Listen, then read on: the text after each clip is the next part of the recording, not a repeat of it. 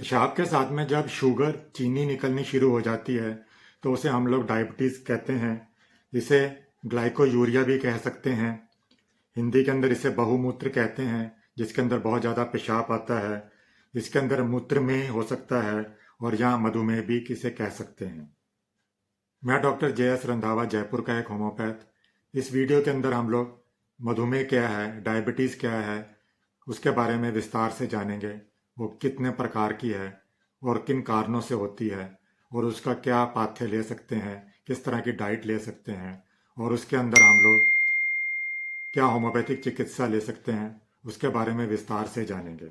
बहुमूत्र दो प्रकार से होता है। इसके अंदर पहला जो है डायबिटिक मेलाइटिस है और दूसरा है डायबिटिक इंसिपीडियस। जो डायबिटिक मेलाइटिस है उसे ही मधुमेह कहते हैं और जो डायबिटिक इंसिपीडियस है उसे मूत्रमेह कहते हैं।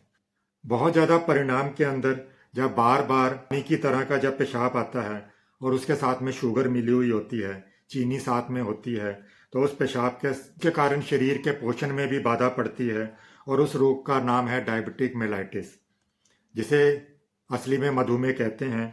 और बहुत ज़्यादा परिणाम के अंदर बहुत जल्दी जल्दी इसके अंदर पेशाब होता है। किंतु अगर पेशाब के अंदर चीनी ना हो और कोई दूसरे दूषित पदार्थ ना हो तो उसे डायबिटिक पीडियस कहते हैं, जिसे मूत्र में कह सकते हैं।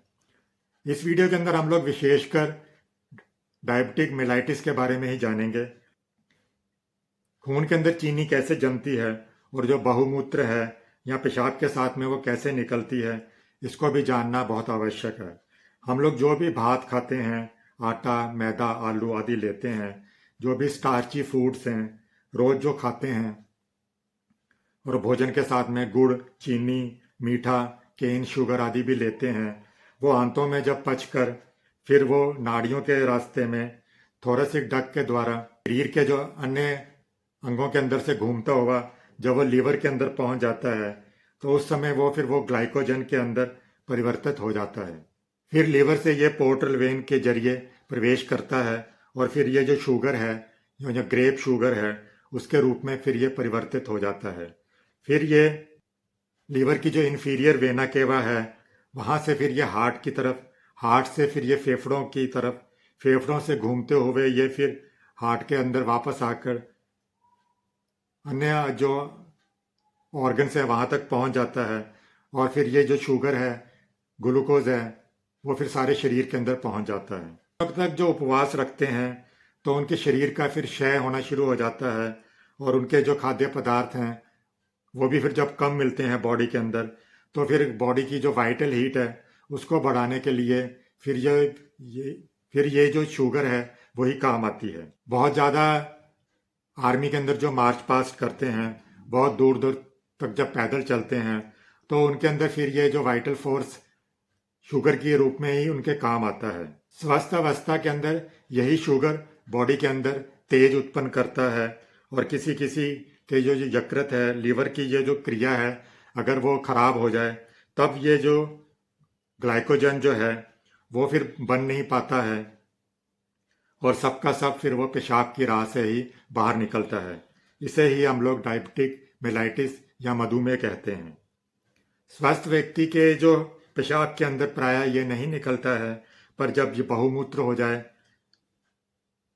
या जो लोग बहुत ज़्यादा स्टार्ची फूड लेते हैं, मांड वाला जो पदार्थ लेते हैं, भोजन के साथ में बहुत ज़्यादा मिठास वाली शुगर केन, गुड़, चीनी आदि लेते हैं, तो फिर उनके पेशाब में फिर ये शुगर निकलना आरंभ हो जाता है।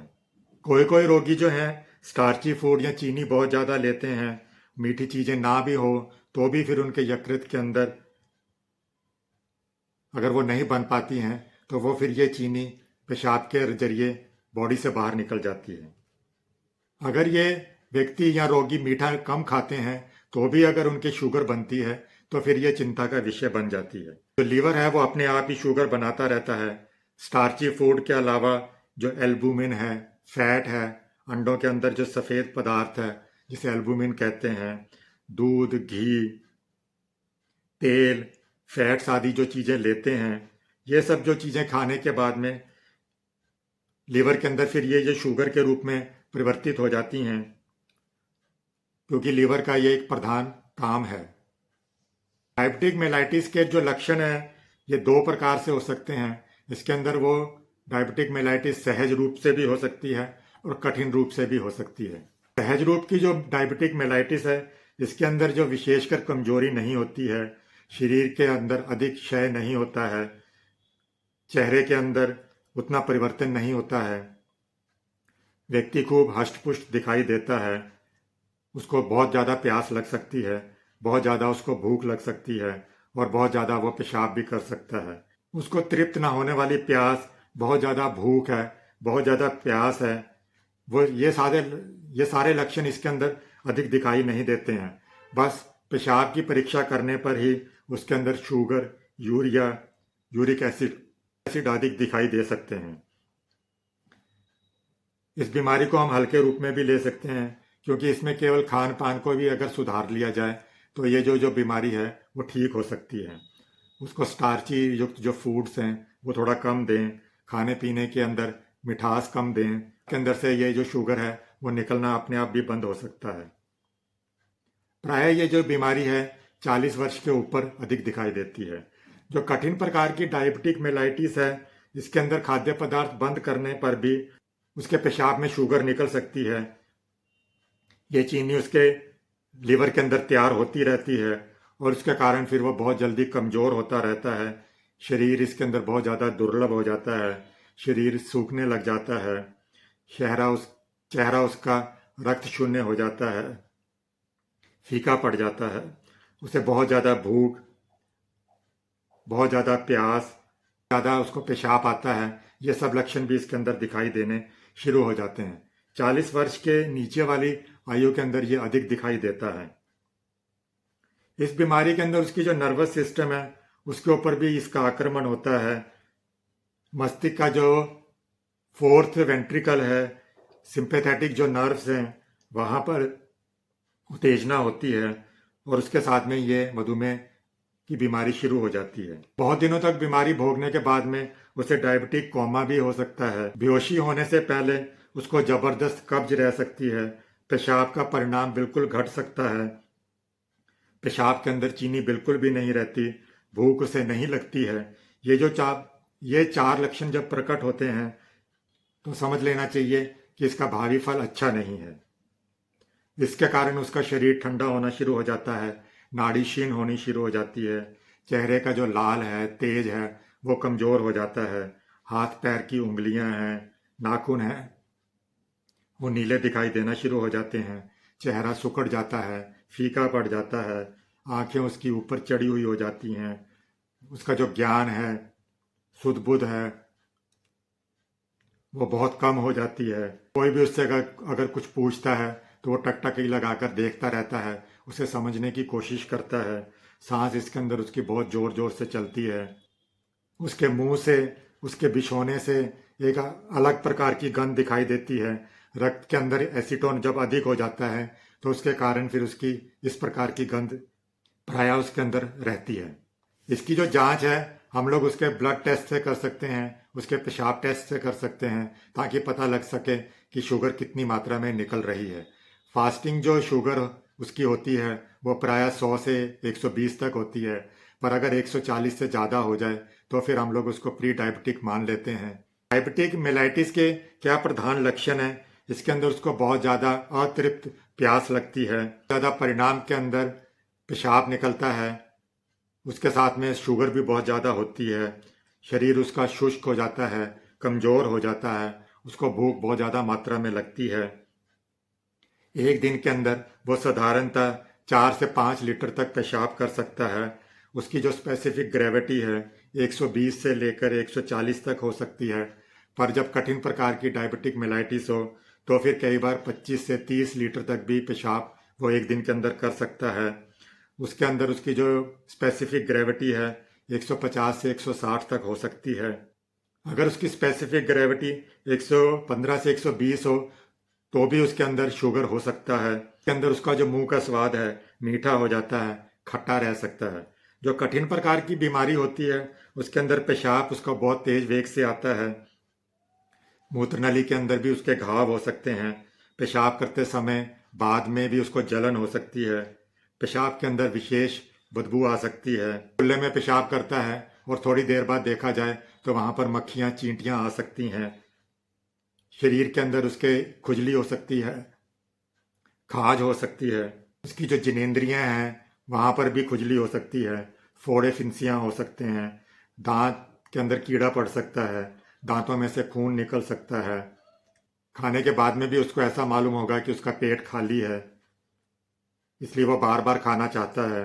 भूख प्यास खाने के बाद में भी उसको शांति नहीं मिलती है।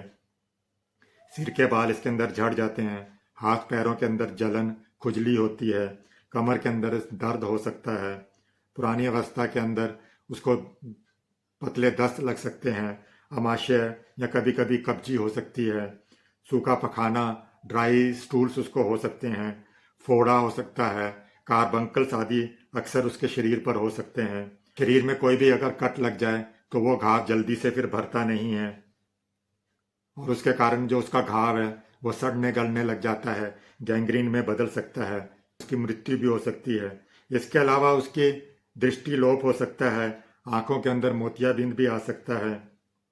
शरीर का जो तापमान है 96-97 डिग्री तक रह सकता है, शरीर उसका ठंडा हो सकता है, डायबिटिक कोमा में वो जा सकता है।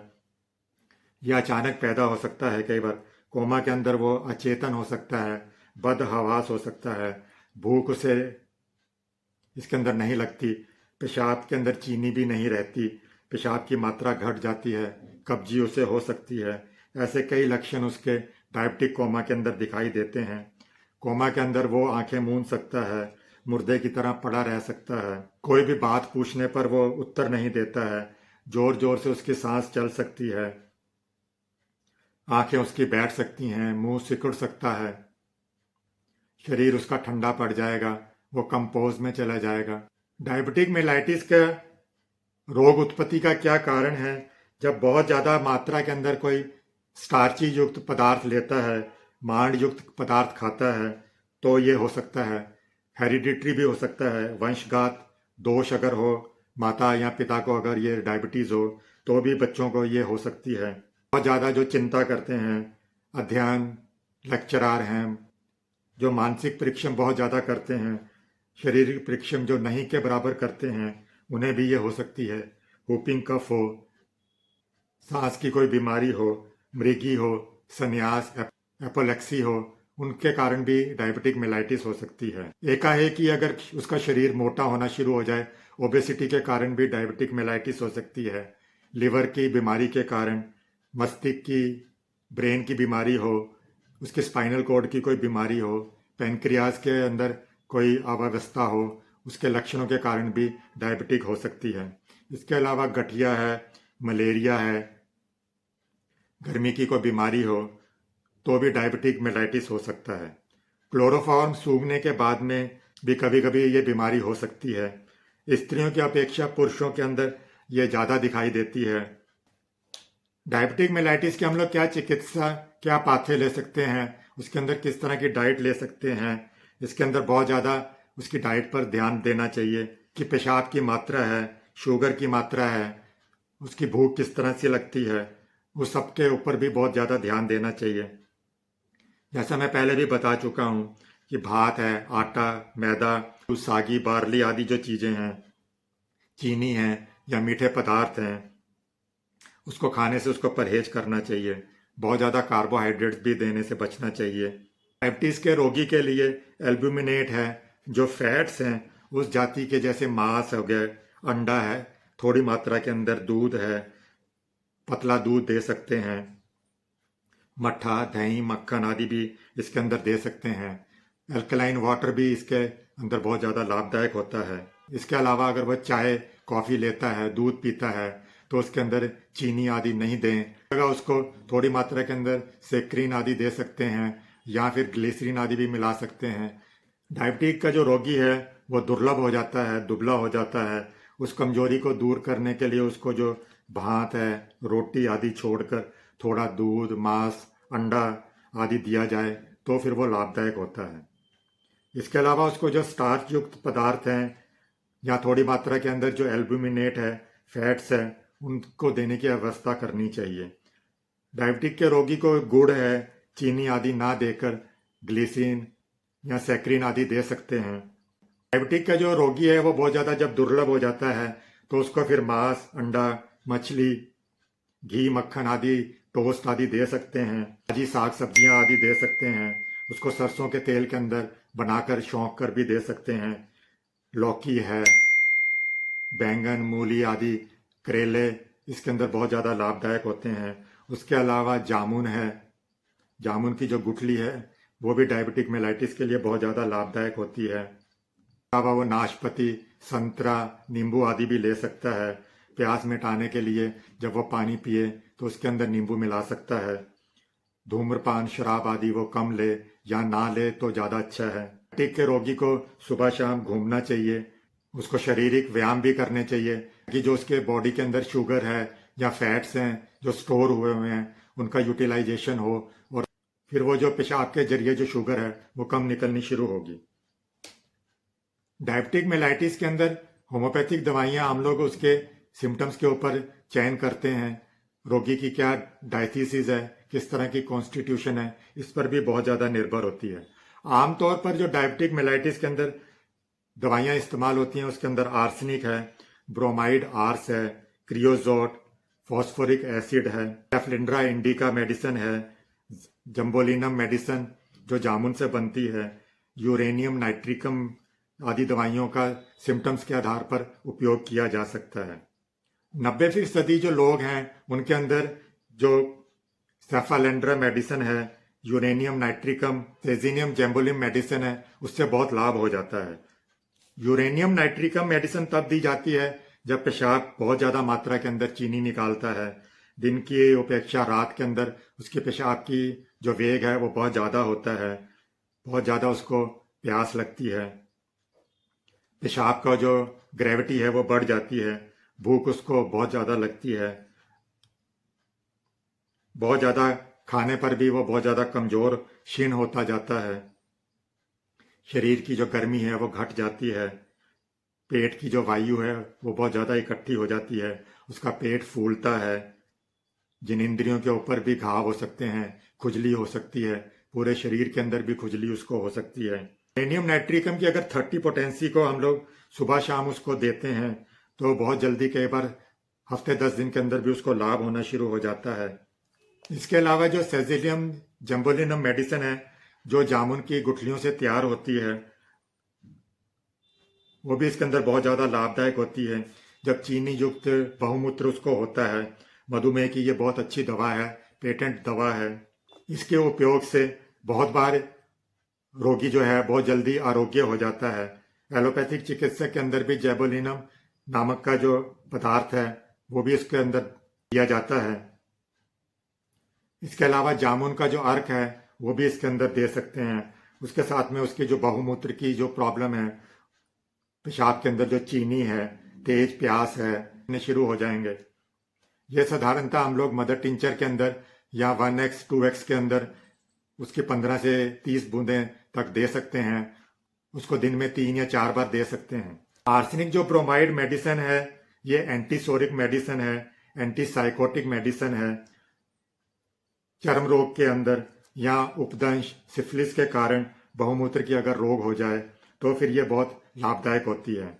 इसका भी मदर टिंचर हम लोग 2 से 4 बूंदें ही दें तो भी लाभ हो सकता है। दिन के अंदर एक बार सेवन कराएं तो उससे फिर उसको धीरे धीरे जो उसका बहुमूत्र या उसके जो पेशाब के अंदर शुगर आती है वो आना बंद हो जाएगा। एमोनियम एसिटिकम जो मेडिसिन है, जब अधिक परिणाम के अंदर चीनी मिला हुआ पेशाब आता है, उसके साथ में बहुत ज़्यादा उसको पसीना आता है, पसीना इतना होता है कि ऐसा मालूम होता है कि वो नहा लिया हो, तो फिर इस मेडिसिन से लाभ होता है। एसिटिकम एसिड जो मेडिसिन है उसके अंदर उसको बहुत ज़्यादा प्यास लगती है, बहुत ज़्यादा पानी पीने के बाद में भी उसकी प्यास नहीं घटती, उसके बॉडी के अंदर बहुत ज़्यादा जलन होती है, शरीर की जो चमड़ी है फीकी सूखी होती है, ड्राइनेस उसमें दिखाई देती है, बीच बीच में कभी कभी उसको पसीना आ सकता है। 24 घंटे के भीतर बहुत बार उसको बार बार पेशाब आता है, पेशाब के साथ में उसको अतिसार, दस्त, कै, इन्फ्लामेशन आदि भी हो सकते हैं। क्रियोजोट जो मेडिसिन है, इस दवा से बहुत से रोगी आरोग्य हो गए हैं। इसकी मदर टिंचर अगर हम लोग 10 बूंदें दिन में 3 या 4 बार अगर व्यक्ति को देते हैं, उससे भी उसको बहुत ज्यादा लाभ होता है। रस एरोमेटिका जो मेडिसिन है, इसका जो पेशाब है उसकी जो स्पेसिफिक ग्रेविटी है वो बहुत ज्यादा घट जाती है, लेकिन बार बार बहुत ज्यादा परिणाम के अंदर उसको पेशाब आता है। पेशाब के अंदर एल्ब्यूमिन भी होता है। पेशाब जो इसमें आता है कभी कभी बूंद बूंद भी हो सकता है। पेशाब से पहले उसको बहुत भयंकर दर्द हो सकता है, जिसकी वजह से जो बच्चे हैं या जो व्यक्ति है वो पेशाब करने से भी डरता है। इन सब लक्षणों के अंदर रस एरोमेटिका मेडिसिन लाभदायक है। अगर आपको ये वीडियो अच्छा लगा हो तो इसे लाइक कीजिएगा। इस चैनल पर नए हैं तो इसे सब्सक्राइब भी कीजिएगा। बेल आइकॉन को भी ऑन रखें ताकि जब भी नया वीडियो आए तो आपको मिस ना हो सके। आप इसे अपने दोस्तों रिश्तेदारों में भी शेयर कीजिए ताकि वो भी इसका लाभ उठा सकें। अगर आपका कोई सुझाव हो, कोई प्रश्न हो तो आप कमेंट के अंदर लिख सकते हैं। मैं उसका उत्तर देने की पूरी कोशिश करूंगा। इस वीडियो के अंदर इतना ही। मिलते हैं नई रोचक जानकारी के साथ में अगले वीडियो के अंदर। तब तक आप खुश रहें, स्वस्थ रहें।